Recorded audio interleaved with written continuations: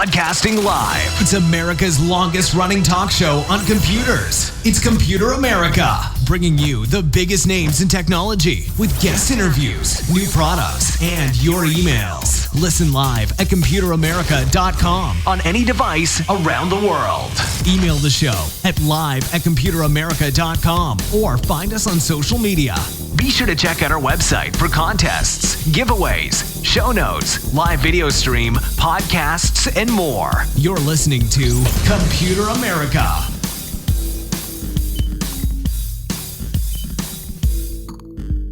Hello and welcome into the Computer America Show. We are the nation's longest running, nationally syndicated radio talk show on computers and technology. Thank you for joining us. I'm your host, Ben Crossman, and everyone out there, how you doing? Welcome into the program. Hopefully you're having a great day. You are ready for Computer America, and hey, you're in for a treat because today's show is always going to be a great one. You know that because, hey, we have none other than Mike Cermak joining us. He is the owner and operator of techguy.org. If you haven't checked out the site, definitely go do that while we're, of course, doing the show here. Hello, everyone in the chat room. Hello, everyone listening to us on our IRN, and hello, everyone listening to us, well, time shifted on the podcast. Hopefully, again, you're doing great. And why don't we go ahead and just say before we get started, computeramerica.com. That's where you'll find everything, including today's show notes. It will have links to any articles, videos, products, reviews, anything that we talk about here today. Well, hey, you know, we're going to be okay. Computeramerica.com. Go ahead, check that out. And after the program, all those should be up. And also be sure to check out some of our recent reviews and articles. Just to give everyone a heads up, we won't be able to publish anything until October, but we did receive Scott Schober's latest book, Cybersecurity is Everyone's Concern, or everyone's problem, I should rather say. And yeah, you know, hey, we got the book. We're going to read it, and we're going to publish our review on the website. And, of course, he is a regular contributor here to the program, so you're definitely going to hear more from him. Now, with that being said, everyone, let's go ahead and get started with today's program. So, as I said before, today's segments have really evolved into really just digesting the news, and it's great to have someone else here joining me to talk about this kind of thing. And joining us is none other than Mike Cermak, longtime Computer America correspondent, probably longer than me. So why don't we go ahead, get him on, and just one moment. So actually, I should be able to do, speak of the devil. There we go. So before we bring Mike on, Mike, can you hear me? All right, perfect. So let's go ahead and bring you on. And hey, how you doing? I am doing great, Ben. How about yourself? Not bad, not bad. Happy that you could join us. And, you know, happy that Hurricane Dorian, right? Dorian. I think so. Yeah. Did not make landfall because, like, all of my friends and, of course, and stuff like that, they're all in West Palm Beach. And that thing was, like, 30 miles away from them. So you guys are much closer to that than we are. Up here in Pennsylvania, we're vaguely aware that hurricanes exist. Yeah, well, you know, you say that, but then you get those nor'easters, and then it's like, right. What was us? We can see then we get a little bit of rain, and people are like, oh, this is part of the hurricane. No, it's really not the same thing. Absolutely. So, yeah, but that aside, we're doing well. Happy that you could join us. And we already, kind of introduced everyone to the idea of techguy.org. But why don't you go ahead and just, kind of say it in your own words why people should visit techguy.org before we get started with the news. Yeah, absolutely. Well, since 1996, our site's been offering free technical support to people. All they have to do is go to techguy.org and sign up for free or use their Facebook or Google login to sign in. And then they can post whatever questions they might have, any kind of computer problems. Viruses are common, office problems are common, networking issues, Wi-Fi issues, things like that. And it's completely free to use. People can go in there, post their question, and volunteers try to help them out. Have you ever considered moving to the ever-popular microtransaction way to support the site? I have not. We do have donations available, but no, it's, there are other tech support sites. We were one of the first forums out there back in 96. Now, of course, there are many, and a lot of other good ones. Don't get me wrong. Mm-hmm. And there are some who do that. I'm aware of some that when you post your question, they ask you, do you want to chip in, 50 cents or something to, have your post show up higher or something to that effect. I was completely joking, but that's pretty interesting. It's a thing that people do. And it is kind of I think we lost you just for a second there, Mike. I don't know if we hit the mute button or something like that. Hopefully, Yes, I did. Yeah. So Technology. Sorry, I bumped my mute button. no So problem. yeah, and if you're desperate, if you've got a computer problem right now, people are willing to pay that extra little bit to get it up there, but something about it just doesn't feel quite right. But there's pros and cons to it. These sites need the money to Sure. to run. So Sure. It kind of feels like, and Craigslist was always one of those things that was like the wild west of the internet. If you wanted something weird or seedy done, or if you wanted to sell a sofa or give away some free wood, hey, Craigslist was, and by wood I mean like firewood up here, not any other way. That's not what I've heard about Craigslist. Yeah, so Craigslist was always one of those ways, and then we decided to, because we actually, sold our house down in Florida a little while ago, and we were selling a bunch of furniture and stuff like that. Craigslist has actually become a very efficient tool for posting that kind of thing. Like they had this reputation, and then they've like completely turned it around. So I'm just saying that old services adopting kind of new ways. There's a right way to do it and a wrong way to do it. So I'm glad that you kind of have that philosophy that there it's a is balance for sure. I'm not trying to judge people either. It's a balance. It's hard to figure out where to go. But in any event, the point of my story was that we are free. It's all donations and volunteers and advertisers. So come check us out, post your question, and you might find someone else you can help with. Absolutely. So with that being said, as I mentioned, before we got on here, our segment has really evolved to the point where we cover a lot of news and kind of talk about things that are really relevant to people. As much as we're a computer, kind of talk show, I'll be honest, I really don't, in kind of the day-to-day here on the program, I really don't cover things like the latest Windows update or things like that. It's that's the kind of stuff that kind of falls by the wayside. I guess myself included, I really just don't pay attention to that kind of thing. But you luckily have found, stories such as the infamous Windows 10 KB4512941 update and things like that. So yeah, we have a ton of different topics. So I'll let you decide. We don't have to do that one first, or if you'd like to, up to you. But which of these do you want to start with? Boy, good question. Well, let's start there. That seems like a good place to start as any. So of course, Update Tuesday came and went here recently, and the new KB4512941, as everyone knows about it now, of course, is an issue that has come up, and it was part of an update, part of the Windows 10 update that everyone is getting. But there's an issue with it with Cortana, everyone's favorite search program that everyone uses. This is my sarcastic voice, in case you can't tell. But the issue is whether or not you actually use it. There's a condition in which it can end up using like half of your CPU unexpectedly, which is a big problem. If you're doing something that requires a lot of CPU, whether it's gaming or video editing or something like that, or if you're on a laptop or a mobile device that is running off of a battery. Running your CPU 24/7 at 50% is not a great thing. So it's a specific condition where if you change some settings for Cortana, not allowing it to do Bing search as part of it, then under those conditions, it goes crazy with the CPU. And of course, they're working on a fix, but in the meantime, there's some registry edits and some other things you can do to try to get around it. But it's something to be aware of. If suddenly you've noticed your computer running slower or using more battery over the last day or two, that is maybe what it is. This seems like very... maybe it was intentional. Maybe Microsoft said, if you're not going to use Bing, we're going to make you suffer. And and they decided to do that through Cortana. But I don't know. Cortana, I feel like that they really missed the mark with Cortana. Like really with the rise of the Amazon and Google digital assistants and Apple to a lesser extent.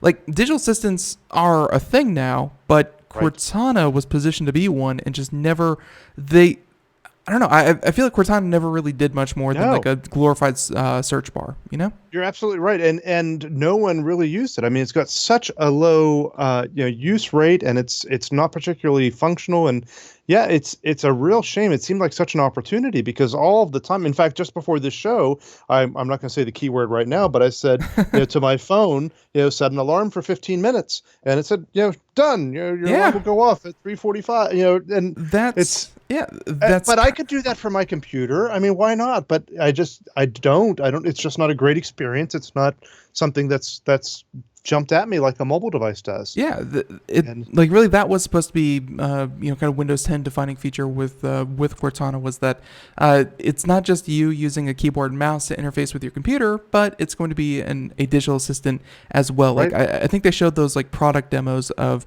people getting work done with both hands and just flying through spreadsheets, and then they were ordering Cortana to make reservations and do stuff and pull up files. Never really did that. And I think at this point, I think Microsoft said that they are actually pulling Cortana support a bit, and they're only really pushing Cortana for kind of like the enterprise business departments. Like it seems like a real shame and a lost opportunity, because every day I talk to Google through my phone when I'm driving and remind myself to do this or that, or add a calendar item or send a text message or whatever. And I get home and every day I'm telling Alexa to add a thing to my shopping list. And I mean, I actively use these digital assistants. Yeah. But I can't tell you the only time I've ever used Cortana was just for fun, just to learn about it. I've never done anything functional with it ever. Yeah, no, I'm the exact same way. I actually, one of the first things I did was kind of disable all of the Cortana kind of functionality when it came to Windows 10, because of really, to me, it was those initial stories when Windows 10 first came out about how much data Windows was pulling down from the operating system. Sure. And Cortana was one of the Which ways. is not all that different from my Google Assistant and my Alexa. Oh, not at all. Not at all. We've discovered those aren't particularly private either. No. And of course they keep the recordings and things like that. It's just, I don't know. I've kind of resigned myself to for Google to know an intimate side of me that I think even my significant other will never know, and hopefully never will. Yeah, I think that's very accurate. Yeah. But Google can know that, but not Microsoft. Microsoft is forbidden to know that unless, of course, they pay Google the 3 cents it takes to get my data. So with that being said, and just from like a nerd point of view, playing video games, I grew up on Halo. It was one of the first kind of games that I really got into. Cortana was like the smartest artificial intelligence that's supposed to accompany your super soldier throughout the entire campaign. Like, for being the most named after the most intelligent AI, right. It is one of the dumbest AIs currently on the market. It is, so. And it's a shame, and it's a chicken and egg problem a little bit, I think, whereas no one uses it, so I don't know that they put as many resources into it, and they don't have, especially if it is AI that they're trying to train, Google and Apple, people who are actually actively using these things, have a lot more data to work with in order to train them. So it's a shame. I've thought lately about tech companies, and something that I really like, and this is something that I applaud a lot of tech companies for, and Microsoft as well. As much as I'm kind of lamenting what Cortana could have been, and this update is just another thing that's going to make people more. And really, the reason I'm kind of taking it from this angle is that this story should kind of remind people, oh, Cortana is there, and the only time you hear about it is when you need to do something to keep it from messing up. Like, no, like we don't do stories. It's like, oh, Cortana just got a huge new utility update, and she can now do. Everyone's going to use this new feature, right? No, instead it's if you don't have Bing search activated instead of Google search or something like that, then hey, it's going to really drain your battery, which is bad. Yep. But the reason I kind of bring this up is that tech companies, and Microsoft included, I really like lately how they don't try to keep a service alive just because. A lot of tech companies out there nowadays are more than willing to kill a service and reorient their resources to something that is working. And I'm trying to think of other use cases, and really it's kind of Google that does this as well, where although Hangouts was a pretty good feature, but if there's a service, if there's a product that really isn't catching on, really isn't working, they'll kill it, and they'll focus on something else. That's something that I'm really seeing with a lot of tech companies. So. Yeah, and you need to do that. They say about fail quickly so that you move on to the next thing. But then I also hear a lot of people criticize Google. Their next feature, their next thing rolls out, and they're like, oh, well, how long until they kill this one? It's people get anxious about that if you start killing off the features and the programs that they use. There's a right way, although I have to say that even if Google is built on, have you ever seen Monty Python and the Holy Grail? Of course. Yeah, and he's talking about the strongest castle in the swamp, and there's like 3 castles that burned down and fell over. I feel like that's I what think Google more is. than that. Yeah, that's right. Uh-huh. Yeah. So Google is the castle built on the rubble of previous castles. Even though those may outnumber their current products, it is what it is. And actually, one story that you don't have here, but I heard elsewhere, I should probably go ahead and find it. I was actually listening to it on like NPR or something like that while I was driving. It has to do with IBM and their age discrimination lawsuit that's going on. Have you heard anything about that? Very little. All right. So for those of you who have not heard about it, and for anyone out there watching the video portion, we're going to go ahead and pull up an article right there. This one from wbur.org, which is actually probably one of the publications I was actually listening to yesterday. But they said that there were a group of 20,000 workers who are, 20,000 workers lost their jobs. 60% of the job losses at IBM were these 20,000 workers, and they were of the age 40 and over. And by the way, if you were wondering, age discrimination, they're really, getting rid of these 70, 80, 90-year-olds. No, 40 and over. Wow, I'm feeling old right now. I'm shouldn't. not quite there yet, but I'm very shouldn't. close. You shouldn't. 40 and 50 are not old, but hey, that's that means what a lot coming from you. Yeah, well, thank you. I'm, when I shave, I can pass for 18, so I'm lucky. But I got to say that they are, allegedly, firing people based on their age, and it has to do with the city that they wanted a younger workforce, and they wanted to do it very, very quickly. And it would all be kind of, speculation, except for a couple leaked emails that had things such as, calling people whiteheads and calling people over a certain age group. They were not technologically savvy like their younger counterparts. Even though they received very, very high marks in their reviews from the company, they were still let go for unsatisfactory performance, even though every review up until that point said that they did their job very, very well. They just wanted a quick turnaround, or at least a quick shift in their workforce, wanting younger people instead of older people. So... Yeah, you can't do that. That's a no-no. Yeah, no, that's... I'm not an attorney, but... Yeah, neither am I, but it also goes to say, and this is something I wanted to kind of say on the air as well, which they said previously, that just because someone is younger, we have plenty of 20-year-olds entering the job market in the labor force. There's plenty of people who are still in their 50s, 60s, and 70s going strong in the tech community. And even if you've been working in tech for 50 years or so,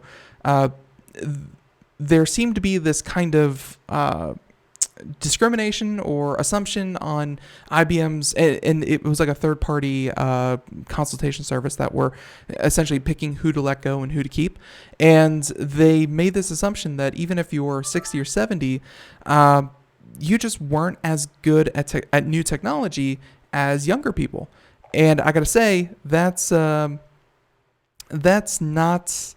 That's not true. I mean, Mike, I don't know who you really associate with, but, Craig is still, sharp as a tack when it comes to new technology. Right. I think that anyone of any I like to age, give him a hard time, but he really is. Yeah. I think and it reminds me. There's actually a computer club at a retirement village that's not far from me, and they invite me in there every couple of months to speak. And those people, are on it. It's a wide variety of expertise, but especially the one fellow who was in charge of it for the longest time. I want to say he was 98 or 99 years old when he just passed last year. And that guy was, he was on top of it. You put him against just about any 30 or 40-year-old out there, and he knew computers. You just can't. That's terrible. I hate to see that. Yeah. So, and that was really the point I wanted to make by bringing this up, is that also I've met a lot of young, stupid people in my daily life. They are very bad at technology. Yes. I don't know how many times, and of course I know my friends listen to the show religiously because they're my friends and they want to support me and see me thrive. But we were just getting ready for a new video game. Everyone went out and bought new computers, and they all asked me, how's this computer look? What does this look like? And I'm like, I cover computer components like monthly on the show, where we talk about the latest, the greatest, what you need to look for, how you need to shop and find a new computer. And they're still asking me, is this graphics card good? Is an integrated graphics card good enough for this video game? And I'm like, that'll work, right? yeah, no. So it just surprises me how many young people also kind of take technology for granted. They have no interest in learning about this kind of thing. So Right. So that's my own little deviation, and so we went from Cortana, and by the way, before we really switch gears, the answer. Can you tell us how to kind of solve this? If anyone out there has updated to KB4512941, if they wanted to fix this, what are the 3 ways? Because I'm looking at the article here, and it looks like there are 3 ways so far. Yeah, so the biggest thing, most of it is, I'll have to bring the article back up. It was a registry edit you had to go into, and maybe you can go over it. Maybe you have it in front of you at the moment. I actually was moved on from it. Let's see. So obviously, H key, current user software, Microsoft Windows, current version search, registry key, and you'd have to enable Bing search.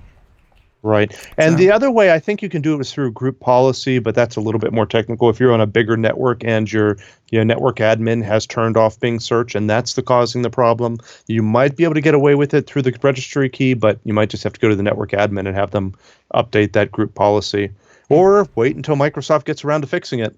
Yeah. And of course, someone else said that you can go and copy the cache folder from their old Windows backup, because I know everyone out there. That. Yeah, I know everyone out there has an up-to-date current backup, and they're ready to pull files from it whenever they want. So go ahead and do that as well. But yeah, so that's how you do it. And of course, I'm sure Microsoft is going to have a fix for this by this afternoon. I'm sure it's. Well, hopefully. What's a little frustrating is that I heard from a couple people that this issue, Microsoft has been doing a lot more testing of their updates before they release them, and that's critical because then people don't trust updates if they do stuff like this. I think you have that backwards. They're not testing, or they are testing before they release. They are testing them, which is critical. And in the testing came out this problem. This problem had been reported during the testing, but they didn't fix it before they released it, which is really frustrating. There's this, and you lament this with video games all the time, where back in the late 90s, early 2000s, when you bought a piece of software, there was really no guarantee that the computer that it was going to be installed on was A, connected to the internet, or B, it had a good enough internet connection that people were going to go on, register, and ship updates. So everything had to be flawless out of the box that you picked up, wherever you bought your software. Right. Nowadays, hey, you can release something and updates can be there whenever you need. Like, you can release an unfinished product. It happens all the time. Did you see the issue that happened with Apple with their iOS 12? I think they're on 12.4.1 or 12.4. No, I did not. Yeah, they had to release 12.4.1 a little bit after 12.4 release, in that they had an iOS security patch that they fixed in 12.3. It would have let anyone create a jailbreak, or at least a jailbroken operating system for iOS. And in 12.4, they didn't, copy over the fix for the bug. So it was reintroduced. Yeah, it was reintroduced in 12.4. And some security researcher, they said it was the first time in years that someone was able to create a completely jailbroken version of iOS for a current version of the iOS. And so if anyone out there stole a phone or for whatever reason, and they flashed, and it was this, if it was 12.4, they could have completely taken over the phone and the operating system. So, yeah, I mean, Microsoft does it, sad. Apple does it. It just seems to be the state of software nowadays, is that if you don't get it right the first time, hey, don't worry. It doesn't matter. Yeah. Yeah, it can certainly happen. So there you go. And like you said, the fact that they were able to find this, kind of before and still not fix it, I've seen that too. But I don't know. Priorities. Okay, so there's that one. Let's go ahead and continue on. We have time to get into, or at least start one more story. Man, you have a lot of stories that we did not cover at all. Actually, Right. Well, that's okay. I don't. well, no. One thing I want to mention. Well, I don't know how close we are to the break, but one 5 that I minutes. wanted to 5 minutes. try to get in is about the. Oh, pardon me, I pulled my back this morning. Is about the Microsoft 365 donation licenses that are now available. Sure. In my real day-to-day job, we do IT for a lot of small businesses, and a lot of them are nonprofit 501c3s, and an awful lot of them can use TechSoup and don't know about it, and some do. So if you work for a nonprofit or work with a nonprofit, 501c3, chances are they're eligible for TechSoup. Not all of them are. There are a few exclusions for healthcare, and there's a couple exclusions, so you do need to check. But TechSoup is just a wonderful place to be able to go and get cheap licenses for software, whether it's Adobe or Norton or Microsoft or any number of things. They also have Legally, used equipment right? you can get dirt cheap. That's it. It's legal, and they're Okay. oftentimes considered donated licenses, but then you pay $5 processing fee or something like that. And it's a wonderful organization. I highly recommend them. I had a customer I was arguing with recently. They're like, well, can't we just buy all of our Windows 10 updates through you? And I was like, well, you can, but it's going to cost you 20 times more than. And literally, I had to show her, like, look at this. It's $5 per license through them. Like, please don't buy it from me. This is interesting. I've never heard of TechSoup. And a lot of places, even nonprofits, have not. So something people need to be aware of. But the exciting part that they just announced yesterday is that for approved nonprofits, which most are, you can get Microsoft 365 for free for up to 10 users. And then each additional user is $5 per month, which is a real bargain. And for those who don't know, Microsoft 365 is the bundle. Confusing names, I know, but Microsoft 365 contains Office 365 in addition to like Active Directory and domain controller type services in the cloud. A lot of people get Office 365 and Microsoft 365 confused, but this is a great deal and wonderful for small nonprofits and even big nonprofits who have to pay the extra bit for their additional users. I just want to get the word out about this because it's just a great deal. No, this is especially with Windows 7 going end of life here in January. Both Windows 7 and Office 2010 and Server 2008, I think, are end of life January 14th of 2020. That's coming up very quickly, folks. We have a big rush around our area. Everyone's busy.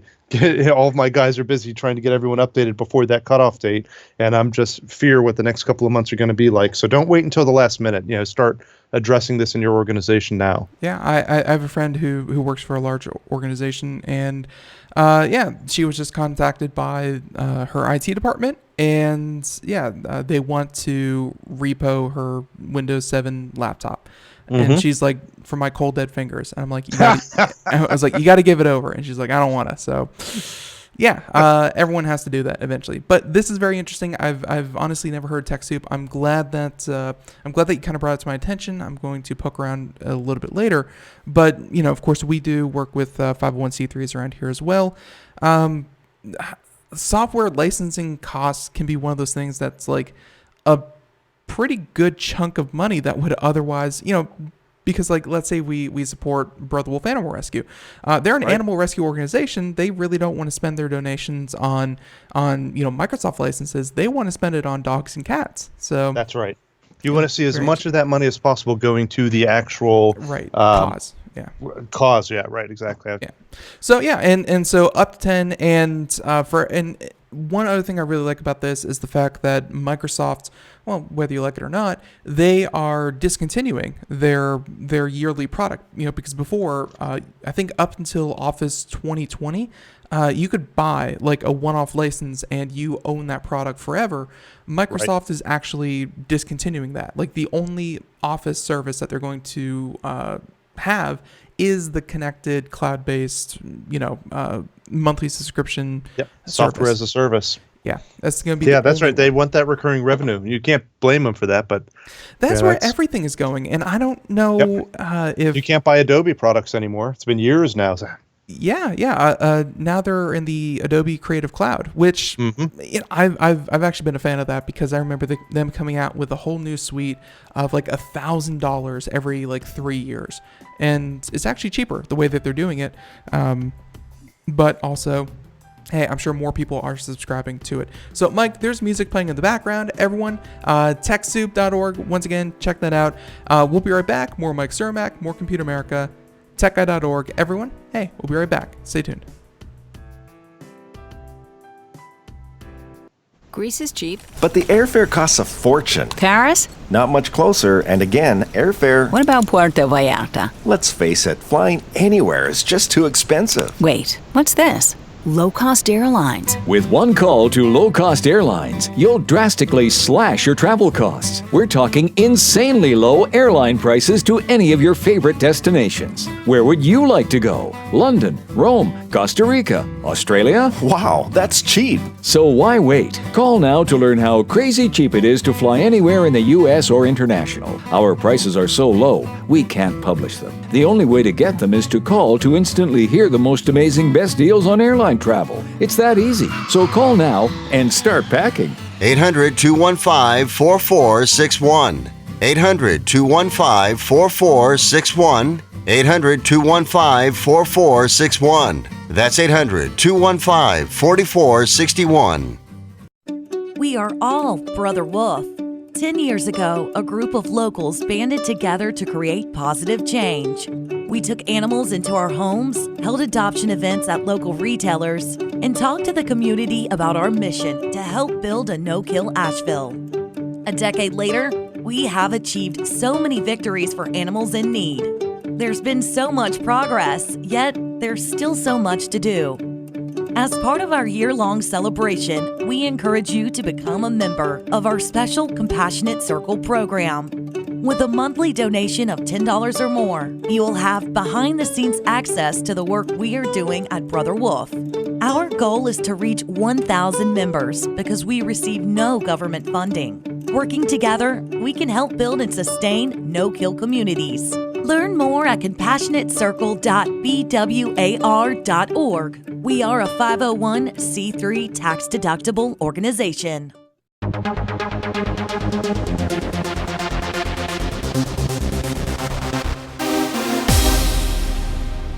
And welcome back to the Computer America Show. It is 32 minutes past the hour as we continue on here. And everyone out there, hey, thank you so much for tuning in, and thank you for continuing on with us. If you're just joining us, we have none other than Mike Cermak, TechGuy.org, a regular contributor here to the show.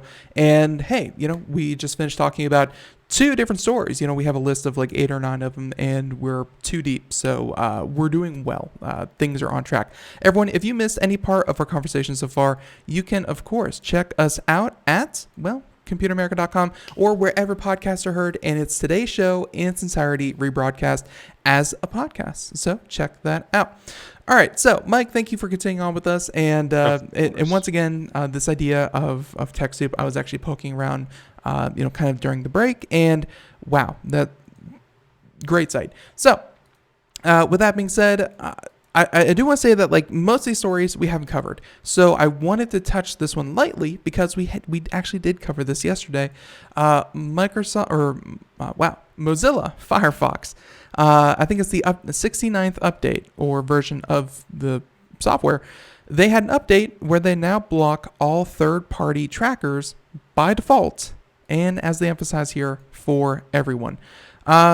Mozilla, it's kind of waned a little bit. I mean, at one point it was the #1 browser, and then Chrome came onto the scene, and Chrome just so quickly overtook it, and Chrome is currently the most dominant. But Firefox is doing well. They're not #1, but they're a strong #2. Well, actually, I should say like a. Let's see. It's probably they Chrome. are a #2. Yeah. I'm trying to think like of the actual numbers, and I just saw a presentation about this. I'm pretty sure Mozilla's #2, and then Mozilla's I think #3, but only because Microsoft Edge is a default browser in Windows 10 operating system. So they're up there, and they're doing good, and they have a new version that you can update to, and yeah, so.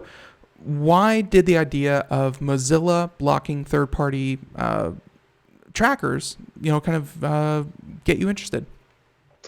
Well, it's something a lot of people are talking about. One thing to be aware of, the Firefox or Mozilla third-party tracker is a little bit different than the Safari one that has been in the news lately. Safari is pretty much blocking all third-party tracking.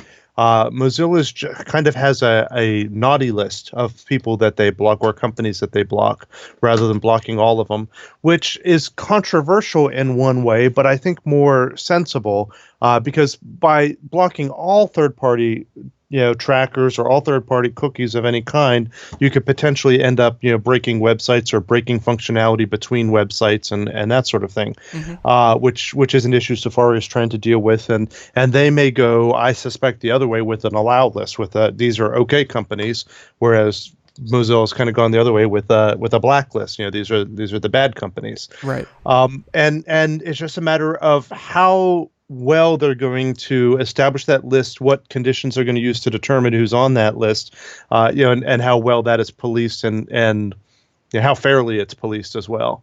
I know that, and luckily, I think Mozilla has a little bit more wiggle room here than say Google, because Mozilla never really made its money by selling your data, whereas Google and Chrome, of course, Google is all about your data. That's how they really make their money, is by collecting your data and then targeting you with very targeted ads. Right. So Mozilla, which I, for one, don't mind. Yeah. We've had that conversation on the show before, and I'm kind of with you, but at the same time, I can see why people get scared when they're sending an email to their friend saying, hey, I just went to go look at curtains, and then Google starts to serve up curtains. Or even the creepier one, which I've heard more and more lately, is that some people would just think things in their minds. And I don't know if Google is either in their mind or Google has such a good, comprehensive, I guess, kind of analysis of a person, but they can actually serve ads for something that you've never put into a computer.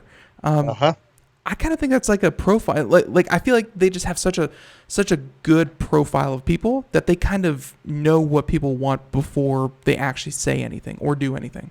Right. Well, and of course, there's people who believe that the computers and the phones and the digital assistants are listening to them. And, we talk about curtains, even though I've never typed in curtains, but because we talked about it near this device, it knows I'm interested in it, which there's no indication that that's really true. I've talked to a lot of people who are convinced that that's true. Well, and we would know it. I mean, there are plenty of people who are looking at the data, the traffic going between devices and the internet. We would know if there was an audio stream going out there, or it's exceedingly unlikely, especially when they have much easier ways of doing it than trying to do that, and less risky. Right. For example, they can also see that, well, you're coming from this IP address and this other user's coming from the same IP address, and you two have been connected in social media and other ways, and that person is looking for curtains. So why don't we start showing this guy curtain ads too? And that's the sort of stuff that is happening right now. That a friend of yours started searching for this thing, and now you two are physically in the same location. So let's start showing you some similar ads as well. And they can do stuff like that, which is much easier to do and legal to do than some of this other voice recognition things people believe in, and also mind reading. That's still a little bit difficult. Yeah, well, I'm sure that they're pretty darn close. And by the way, this tweet I actually remembered it, and I found it here by Miss Jack Rayner, and it kind of reminded me of what we were talking about. It went viral. Wow, this was like a year ago. Where does the time go? But it was like, dear Amazon, I bought a toilet seat because I needed one. Necessity, not desire. I do not collect them. I am not a toilet seat addict. No matter how temptingly you email me, I'm not going to. I'm not going to think, oh, go on then. Just one more toilet seat. I'll treat myself. So sometimes, sometimes the third-party ad trackers are a little pushy in the things that they're trying to sell to you.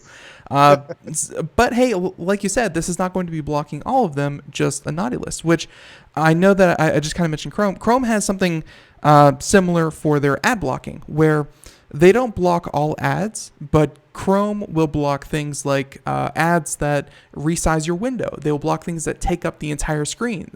Google Chrome will block things that are, when you try to click the little X, it kind of shifts and you accidentally click the actual ad. Like, there are, I guess, kind of like tactics or guidelines that Google is trying to push because they're so powerful, or at least so dominant in the web browser market, they're trying to push best practices. And I feel like that's what Mozilla is trying to do with their ad tracking, is that, like you said, they're okay with ad tracking. It's just best practices. Does everyone need every little thing? And do you should ad trackers be able to track, let's say you go to, widgets.com. Does widgets.com need to know not only where did you come from, which could be pretty useful, but where did you go after and what did you do on sites that have nothing to do with widget.com, but because you were there, hey, they get to track you. I think they're trying to enforce some kind of best practices when it comes to this kind of thing. Mm-hmm. Yeah, and it's a shame we have to do that. I have, varying feelings about this. I can see arguments both ways that, we also don't want to ruin the free internet. All of these sites exist, including mine, for free, because of advertisements. And if we get rid of the ads or have ad blockers or what have you, we're going to have to go to some micropayment. We're going to have to go to some buying a subscription when you go look at the New York Times. We're going to have to go to, something else.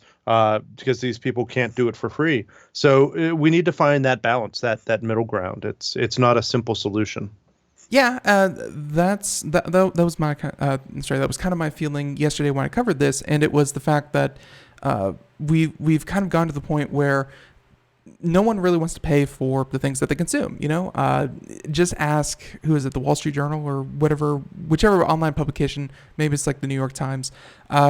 They ask you to pay like $1 to read their online website.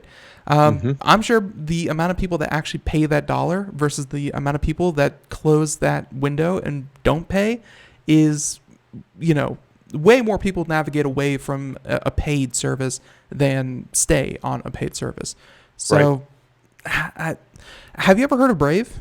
Speaking of browsers and ways to pay for the internet. I have heard of it. I have never used it, but I have heard of it.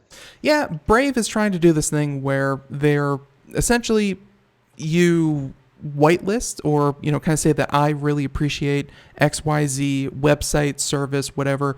And through your data, through your browsing habits and things like that, instead of just giving it to anyone who can put a cookie on your browser, Brave will actually kind of give over your information and, give over your ad revenue and things like that to services that you frequent or that you enjoy. So it's kind of like a more targeted thing. It's not perfect. And of course you can pay for the sites through Brave yourself.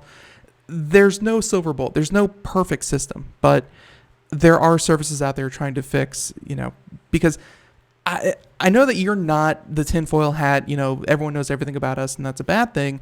But I think that the current system is unsustainable, where websites are earning less and less from more and more data, and consumers are getting more and more concerned with their privacy. The two are very incompatible. So something has to break here. I just hope it's not the internet. Yeah, I think you're right. I mean, again, I just think it's finding that balance. We need to, I don't know. And I like the internet being free, not in the free beer sense, but free as in free speech, people can decide. Well, you have to make that distinction when you're talking about free internet. But and I'm sorry to cut you off here real quick, but that is the exact same phrase that Marcel Gagné for our All Linux segment, free as in, not free as in beer, but free as in speech. Yes. Is that written down somewhere? Is that on someone's, flashcard? I did not create that phrase, but I have heard it many a time. Okay. Yeah. But it's I think it's important for the internet to be free for sites to choose how they're going to create revenue. That if we want to put ads on, we can put ads on. If we want to require you to have a subscription, we can require you to have a subscription. If we want to do some weird mixture, we can do that. If we want to invent something else, we can do that. I'm hoping we don't get to the point where we just don't have the options anymore, and we get to and we're locked down to, well, we better do what Mozilla likes so that they'll allow us to make money from their users, or we better do what I don't know. It's a fine balance. Like, I also don't want to see pop-up ads come back. So But some of that stuff I think fixes itself. If you have pop-up ads on your site, people don't come back to your site. Sure. If you abuse them, if you have obnoxious auto-playing stuff, people don't come back to it. Oh my God. You just reminded me. This is something I've been meaning to bring up on the show since I don't know, April or no, June. It's happened in June. So I was flipping through, I believe the place I was staying at had a Roku or something like that. And I was flipping through some of the lesser known apps on the Roku. I was like, what are these apps that no one ever uses? Like, who's taking the time out of their day to make and sustain an app that is probably making no revenue and is not being appreciated by anyone? Who are these people? I found one that was for so Mike, I don't know if you have a dog. Sometimes when people have dogs, all right. So sometimes when people have dogs, they leave the television on, they leave a radio on. Sure. They think that their dog's going to be more educated when they come back, and they can have a lovely conversation over the dog bowl. But they leave something on for the dog to be entertained. And I found this app on Roku. It was like a TV dog app. I apologize, I don't remember the actual name of it, but I was like, why did they put this on here? So I turned it on. There was no dog in the house. It was just me. It was like a couple minutes, like probably about 3 minutes of dogs running around. There was water, there were birds, there was a squirrel up on the screen. I was thoroughly engaged. It was a great programming. And then after 3 minutes, ads. And on Roku, I don't know if you've ever seen it, but it's like, one of 2 ads or something like that. This is the first time I've ever seen this. It was like one of 16 ads, and it plays it continuously. It played 16 ads in a row. And I sat there and I was like, wow, that's a lot of ads. And then after the 16 ads, it goes back to dogs and squirrels and things like that. And then another 3 minutes goes by. It's another 16 ads.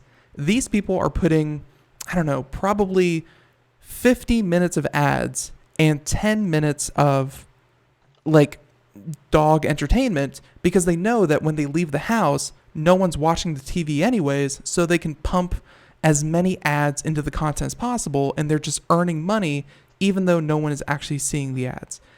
I don't know why I thought about that. That's strange. I guess it's the best way to make money. If the advertisers would find out about it, I don't think it would go over so well. I don't think so, because it's a program that is, like I said, is designed to leave on when no one is watching, but Right. It has more ads than anyone else. So I don't know why I thought about that, but I found that very interesting that our dogs are being advertised to more and more. So, okay. Oh, that's my little tangent. Let's go ahead, continue on here. Lots of other articles here. How about this one? We always talk about Elon Musk to some capacity. I wanted to get into this one because it's I don't know. If someone taps on your shoulder and wants to get by you on the train, you move aside. If someone, you see someone coming down the grocery store aisle, you move your cart over the edge, hopefully. Moving to avoid a collision is polite in many circumstances here on Earth, which is my unique way of trying to introduce a story about SpaceX. So I'll go ahead and let you. Yeah, so SpaceX, has a couple of satellites up in space already, and apparently one of their satellites were heading in the direction of an ESA satellite, the European Space Agency. Not that anyone cares about Europe, but it was heading toward their satellite, and it was being monitored both by ESA and SpaceX, and I think even the Air Force, and they had determined at one point that there was a probability of 1 in 100,000 that it was going to hit, and then it was 1 in 50,000 that it was going to hit, and then it became 1 in 10,000 that it was going to hit. But there was a notice sent to SpaceX, from the ESA saying, "Hey, do you guys mind, just inching your satellite a little bit out of our way, since we were here first?" And they didn't respond. So ESA ended up having to move their satellite kind of at the last minute to avoid a potential collision, which they didn't care for having to do that. And now I should note that earlier, or a little bit later, SpaceX issued a statement, and they say that it was a mistake, that the message indicating that the probability had increased didn't get through their support ticketing system properly and wasn't handled properly, and they're looking into the issue. And if they had known it, that they would have redirected. But the concern here, of course, is that SpaceX is planning on launching, 12,000 satellites over the next couple of So, we need those guys to keep an eye on them. The chances of, they have like 2 or 3 up there right now. The chance of one of those hitting is a little bit different than 12,000 of them. So let's get this figured out, guys. Yeah, and of course, it's not just about having 12,000 satellites in space, but because it's Starlink and it's their, kind of mesh networking global satellite internet grid, they have to be 12,000 very precisely oriented satellites. Like they have to be where they need to be actually, deliver the service. So they need to know where the satellites are, where they're going, if anything else is going to bump into them. And hey, just like this article kind of points out, they need to be able to correct themselves, because if they hit anything, it could knock out a large chunk of service, for this, because hey, they need to be in position. Man, and I do like how, it's happened here on Computer America. Anyone out there who tried to reach Computer America through the email, I miss emails all the time. It's one of my knacks. It's good to see that SpaceX has the same problem where they just kind of accidentally, and this stuff happens, and I want to believe them. I do. I'm hoping that it was just something dumb like that, but it just seems like there ought to be a better way for these organizations to be communicating. And they talk about that in the future, they're hoping to have the satellites use AI to move themselves out of each other's ways and that sort of thing, which seems like a great idea, because humans, as it turns out, kind of suck. Yeah, they're not as responsive as something that, I don't know, maybe teach the satellites to have a little bit of self-preservation, and that will make things, ingrain a sense of duty, a sense of responsibility, and a sense of, self-preservation, and the satellites will do their jobs very, very effectively. At least until such a point that, the satellites determine that the humans are in their way. That's why we need to also instill in them, instead of a sense of superiority, give them a sense of inferiority, make them very depressed, kind of like Marvin the robot. From Hitchhiker's Guide. So, yeah, maybe we make them super depressed. That should solve the problem. Now, with that being said, SpaceX, like you said, 12,000 of them going up here soon. They better go ahead and fix this one. If nothing else, please take my idea. Have a burner phone kind of sitting there next to SpaceX mission control, and give your colleagues over there in Europe a direct line to you. I don't know. Okay, so we have time for that one. This next one, Ring. Ever since Ring was acquired by Amazon, right? Amazon's the proud new owner of Ring. That's correct. Yeah, and Amazon has this kind of, I don't want to say sketchy, because it's not really sketchy. It's more invasive to a point. Amazon has been working on facial recognition systems that they've been contracting with the military. They've been contracting with police agencies, and there's been a big hoopla about Amazon and their ties to police. The fact that a private company with so much data on the everyday citizen is now working so hand in hand, buddy buddy, with law enforcement. That brings up a whole nother list of legal issues that, quite frankly, I am not smart enough to really parsed out. But I will say, this article you found from CNET, they have great, honestly, I use them mainly for product reviews, but sometimes they have articles that are worth reading, no offense. You found this one here. You shared Ring footage with police. They may share it too, which, right. Seems kind of natural that if you give over footage, they would give it over. But I guess it's kind of like the conversation we had with third-party ad trackers is, to what extent should we let other people handle our data? And I guess it's kind of the same conversation.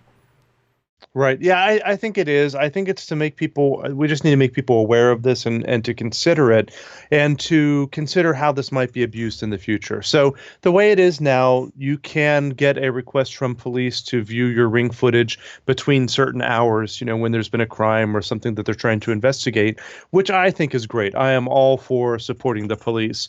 And then the other thing that has people concerned is that generally Ring footage expires after 60 days. After 60 days, it's gone, and it's a privacy service of Ring. But of course, if you share it with the police, it becomes evidence, and they can keep it and do with it whatever they want for however long they want, including sharing it with other law enforcement agencies and whatever they want to do with it, which of course makes sense. That's why they want it, is in order to use it for investigations and evidence, and that may involve other law enforcement agencies. You could see potential for misuse, that they claim that they're looking for a particular crime and they end up using it for some other purpose. You could see concerns about them developing some sort of database if they had a wider range of data. In some cases, they know a burglary took place at between this hour and this hour, but they ask for an entire day, and people are worried about that. And Yeah. I don't think we're to that point where it can easily be abused. Or where they could easily create big databases tracking people and doing things like that. But I can understand where people are starting to get nervous, especially, as you said, as we start considering the AI side of it and the facial recognition side of it. And I wouldn't necessarily, I don't know.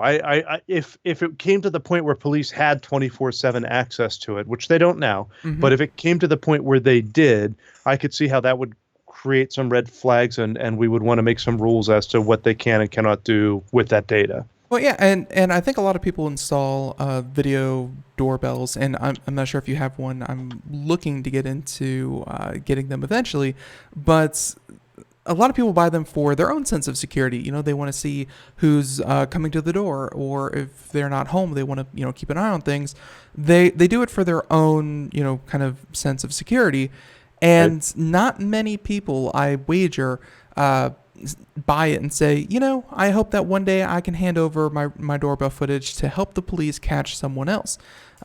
That's not really why people do it. But like you said, I'm sure. But why not? Why would you not want to help solve crimes? I am all for that. Yeah, and like we you have said, police come to our office all the time asking for security footage for any number of reasons, and we're happy to give it to them. Well, of course, I was thinking, subpoenas and things like that. But of course, if you're just, willingly give it over, I guess that happens every day with the amount of security footage that is shot out there. Absolutely. I guess it's a pretty normal thing. I guess the problem here is when you get into, like you said, the facial recognition. What happens when you can track an individual? Let's say these become a staple in, I don't know, 1 out of every 5 households. If they're all connected, would you be able to track someone who is, seen across multiple Ring doorbells and actually surveil someone without actually getting, any kind of warrant or anything like that? Because, you could kind of ping them from I each think that user. last part is the key. If they have a warrant for something, if it's a legitimate, like, for example, they used Ring cameras recently to help catch an escaped inmate in Tennessee. I remember that, yeah. Yeah, not that long ago, a month ago. And that I would think almost anyone would sign up for. I mean, that seems like a legitimate use. Now, it's just a matter. It's a new world now. We just have to figure out what the rules are going to be. So let's see. So far in the show, we've already talked about destroying the internet as we know it. Space satellites, fighting each other, and now we're talking about being continuously surveilled by Amazon. And of course, it's been a great show. Yeah, I think I've done my part here. I think that we have completely scared everyone. Although, why don't we go ahead and leave everyone with one final thing? In this. This is one of those stories, and I did not cover this yesterday, but because you're here, I'm going to use you as, kind of a human shield. We did not cover this yesterday, but the Ku Klux Klan. Yes. Stick with me. There's more. Donation account suspended by PayPal. And this is one of those things where there's a certain subset of listeners out there that, you're lovely people, but they take this idea of free speech, this idea that anything should be allowed to happen anywhere, anytime, and that should be the end of it. Anything less is an infringement on First Amendment rights and things like that. We're seeing more and more that private companies are taking a stand.